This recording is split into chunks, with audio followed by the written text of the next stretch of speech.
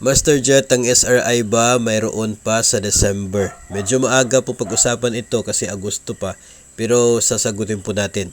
Ang SRI or Service Recognition Incentive ay sinimulan po ito ni Pangulong Duterte 2022. Tapos 2021. Tapos 2022, 2023 naglabas na rin po ng ng ito pong SRI si Pangulong Bongbong Marcos last year. Pero para sa taong 2024 ay depende pa po yan. Depende kung maglalabas ng bagong administrative order ang Pangulo para sa SRI ngayong taong 2024. Ang mga nagdaan kasi na administrative order para po sa SRI ay intended para sa isang taon lamang. So yung last year intended for fiscal year 2023. Hindi po included ang susunod na mga taon. So, for the year 2024, dapat maglabas ng panibagong administrative order ang Pangulo para po sa SRI bago tayo makatanggap nito.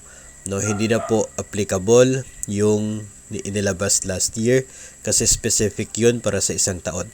So, abangan po natin if ever po na maglabas ng administrative order ang Pangulo at baka po, kung magkano yung pwede natin matanggap na SRI if ever na meron man po.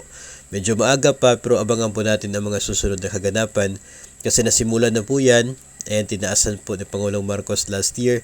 So normal po talaga na mag-i-expect tayo na baka meron naman po this year. Pero wag talaga muna nating i-expect masyado unless kung maglalabas na ng administrative order for that purpose at malalaman na po ng agency kung magkano yung kayang ibigay para sa mga empleyado.